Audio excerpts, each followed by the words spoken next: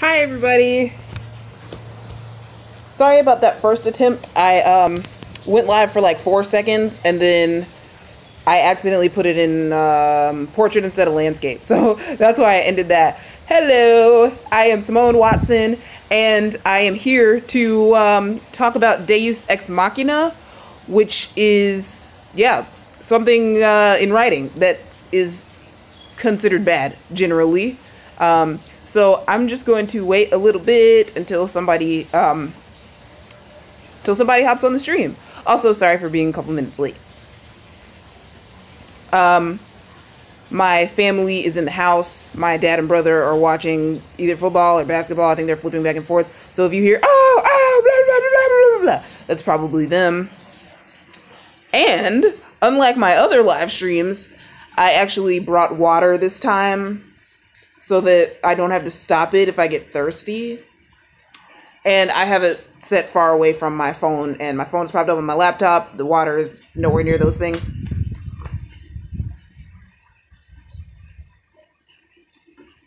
Okay, so let's talk about Deus Ex Machina. Okay, Deus Ex Machina is something that I heard of probably from a book called 101 Things I Learned in Film School or something like that. And so it is something that you don't want to use in your stories because it is the, what would you call it? It is in opposition to character agency. Okay. So character agency is when your character makes decisions and does things rather than everything happening to your character.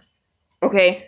And Deus Ex Machina specifically is when there's a problem, your character has a problem, and something comes out of nowhere to solve the problem. And the reason why this is something to be avoided in your writing is because it's unsatisfying to the audience. This is something, it probably happens in books as well, but definitely in film. Film has developed a certain structure over the little over a century, like 120 or so years that film has existed. You know, in the beginning, plots didn't necessarily have a certain structure, but film has developed a certain structure and certain rules because it's what audiences like. And audiences generally don't like Deus Ex Machina because, again, it's unsatisfying. It's like, oh, we wanted the character to solve his own problem. So the example that was given in the book where I first read this, 101 Things I Learned in Film School, was that like this main character and the villain were somewhere, and the main character was conflicted over whether to shoot the villain and kill him. And they were saying something to each other, like the villain was like, you can't kill me, then you'll become a murderer. And the main character was like, oh, but if I don't kill you, like, you'll just keep wreaking havoc or something like that. I'm paraphrasing. And then some alien came out of nowhere and shot the villain. And so this was the classic example of someone coming out of nowhere to solve the protagonist's problem when really it was the protagonist's internal conflict. We needed him to make a decision there, you know? What was best for the story was for him to make a decision there. Sorry, let me adjust. Yeah, so we wanted him to make a decision there, and it's just not satisfying if he does not. So, yeah, another thing you might want to know about Deus Ex Machina is it comes from, it literally means, the phrase literally means God in the machine, and it comes from Greek, like Greek plays back in like ancient Greek plays, you know, where the characters would be doing something and then one of the Greek gods would come out of nowhere and, again, solve the problem or do whatever. And so on tvtropes.com, they have an opposite of Deus Ex Machina, which I think they call it Diabolus Ex Machina, which means like the devil in the machine. And that's when something comes out of nowhere to create conflict. And I would say you can get away a little bit more with things coming out of nowhere to create conflict as long as the out of nowhere-ness is relative. Like, if we're in the real world and we're driving to San Diego and suddenly we have a flat tire, right? That's kind of out of nowhere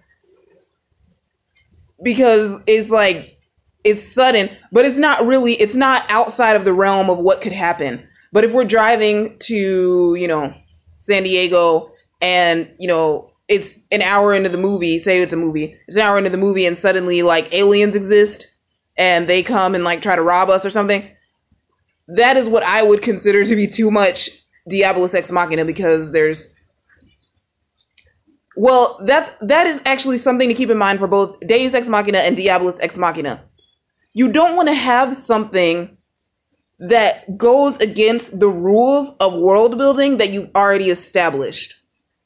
So you want to establish, if you're in particularly sci-fi, fantasy, but also like history, anything that requires like extensive world building, you want to establish the rules of the world early. Because if we get to some point in time and aliens exist or ghosts exist or something exists just to solve a problem, but that thing didn't exist earlier, this is going to be really bad Deus Ex Machina, okay? Because it's just like, why? Like, why? You know, so one way to avoid that is by, doing your world building early and doing a thorough job of it. So if you watch CinemaSins, I love CinemaSins. Like, I really, really love CinemaSins. I watch it a lot. So on CinemaSins, when Deus Ex Machina happens, they like to put the Latin term for whatever the thing is doing the Deus Ex Machina. And it's like, it's just funny. And that's the sin. Like when an eagle comes out of nowhere to solve the problem, it's like Aquinas Ex Machina or something like that. I hope it does not rain. I'm going to keep going. Sorry. Yeah, it's just a little windy out here. So yes, now the particular example of Aquinas Ex Machina, I think, was in After Earth. Okay. I'm going to try not to rant about After Earth, because After Earth is probably one of my least favorite movies. I mean, I don't know if I would say one of my least favorite movies. I really don't like it. I really don't like it at all. It was not an enjoyable film to me. It was like, what are you doing, Will Smith? Why is Will Smith in this movie just to play a guy that says everything like he, like, just, I don't know, just in this, what do you think that you should have done? I'm going to try to stay on topic. Sorry. So the point is, I thought that movie was bad. And one of the things that was bad about that movie was Jaden Smith's character, Katai. Okay, Katai was like running somewhere or doing something. Somehow he fell off of a cliff. Now, keep in mind, earlier in the movie, Will Smith's character, Cypher, he said, they went to Earth, and he said, everything on this planet has evolved to kill humans, right? So that was an early element of world building, that even though this thing takes place on Earth, it is an Earth on which everything has evolved to kill humans, right? So that's our early element of world building. Then we have Jaden Smith. He comes and like almost falls off of a cliff. And then this giant eagle comes over the cliff, swoops down, picks Jaden Smith up, and like brings him back to the eagle's nest and like lets him rest there or something.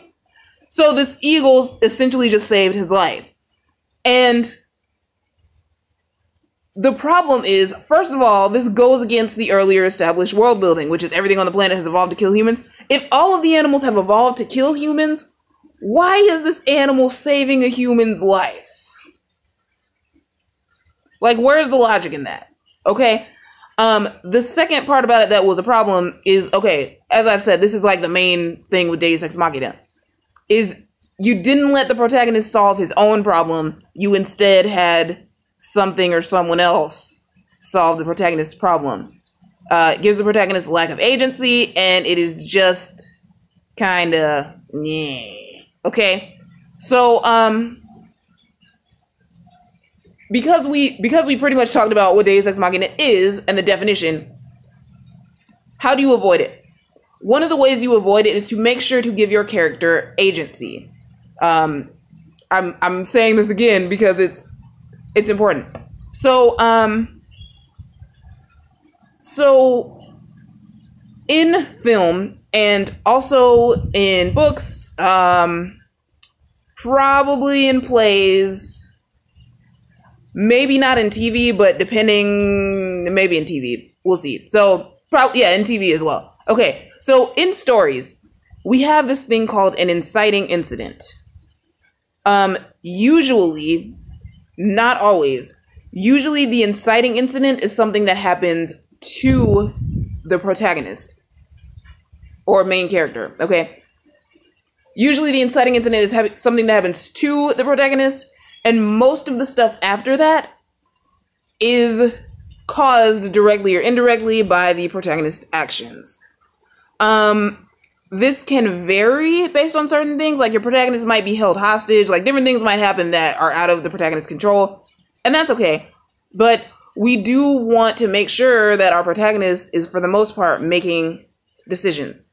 And so one example I can think of with this is the movie John Q, which stars Denzel Washington and I think Kimberly Elise. Really good movie. Haven't seen it in a while. But from what I can remember, John Q, the character played by Denzel Washington, is a guy whose son gets sick. And in the beginning, he feels helpless. He can't control anything. His son is very sick, but they don't have enough like insurance to pay for his health care. And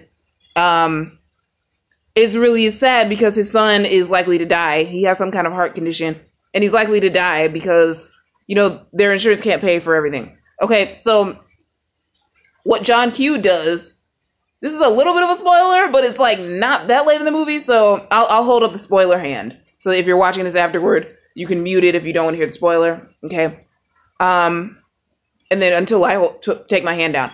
But basically, John Q gets a gun and goes in the hospital and holds up the hospital and like forces the medical staff to provide medical care to like a bunch of the patients that are in there. Okay, so you can see how the plot has gone from things happening to John Q taking control of the situation. Okay, and here is where we have character agency. So if we wanted to make up an example, let's make up an example. Okay, so let's say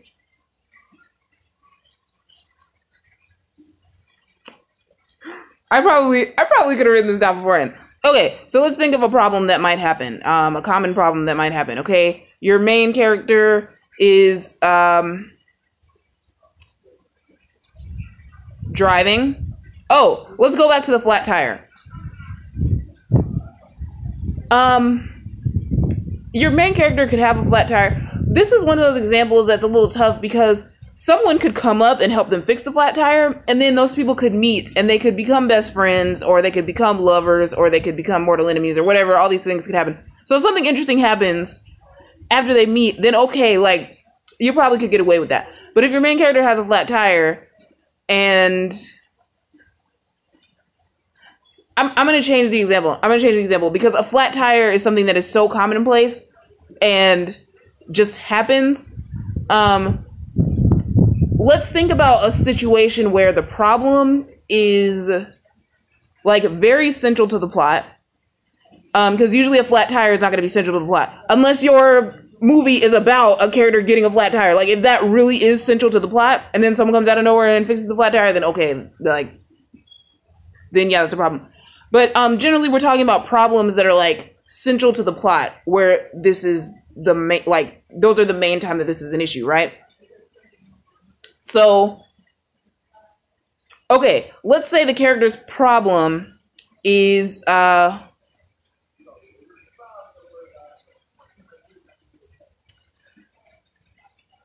because I am so sure. Okay, let's think about Finding Nemo. Finding Nemo is a great example of plot structure in general, okay? So in Finding Nemo, the inciting incident happens, which is that Nemo gets lost. So that's something that Marlin, the main character, doesn't have control over, okay? That's something that happens and he feels helpless. His son just got lost. Oh my gosh, he's so sad, okay. So from there, we have this whole plot of Marlin journeying to find Nemo. This is a spoiler, but the movie came out like a long time ago, like 14 years ago, so hopefully you've seen it. So yeah, he's going on this journey to find Nemo. He's going across the ocean. It's kind of this whole, like, I guess kind of like a hero's journey thing. And Nemo is at this Australian, he's at this, he's at a dentist's office in Australia in the fish tank, and all these things are happening, and Nemo is here waiting for, like, Marlin to come pick him up, but then eventually he decides that he is going to exercise character agency, and he's gonna go and do the thing, and he's gonna try to get flushed down the toilet or something. But then they don't get flushed down the toilet, so he has to go out of the thing. So anyway, this is Nemo making decisions. He makes decisions, things happen. He makes decisions again, things happen. Even though for a lot of the movie, he himself kind of lacked agency. A lot of things were just happening to him. But now he has agency. But Marlin is... I'm so sorry. I can't remember what happens at the end. I know they find each other, but I'm trying to remember how they find each other. There's a bird. Oh, the bird tells Nemo something like, your dad is looking for you, or something. Yeah, there's like a chain of... Yeah, I need a different example. But I think here, the point is, Marlin was acting on the plot this whole time. Then there's like this chain of animals that are saying things, and they help him. People can help your protagonist, as long as it doesn't turn into your protagonist being like a noodle, and everything else is just happening, and your protagonist is just like, bleh, you know? So people can help the protagonist. So yeah, in this case, lots of characters help Marlin to find Nemo, and they find each other. And yeah, we still had to have what, you know, Blake Snyder calls the darkest point of the soul, or something like that, the darkest night of the soul, or whatever, which was the time where it seemed like Marlin and Nemo weren't going to find each other, and we all wanted to cry. So we still had to have that moment. And then we needed to have a turning point. I probably should not be going all the way into complex plot structure. But yeah, here I am trying to think of an example. Okay, so if your main character... Okay, if your main character needs to make some pancakes... That is the goal. The goal is to make some pancakes. Let's say this is a short film, because making pancakes is not going to take very long, right? Your main character needs to make some pancakes, but doesn't have any flour. Okay, so this is just our, you know, basic quintessential example. Main character needs pancakes, doesn't have any flour, but has like guests coming over for breakfast in 5 minutes or 10 minutes or whatever, however long it takes to make pancakes, like 20 minutes. Okay, your main character has some guests coming over.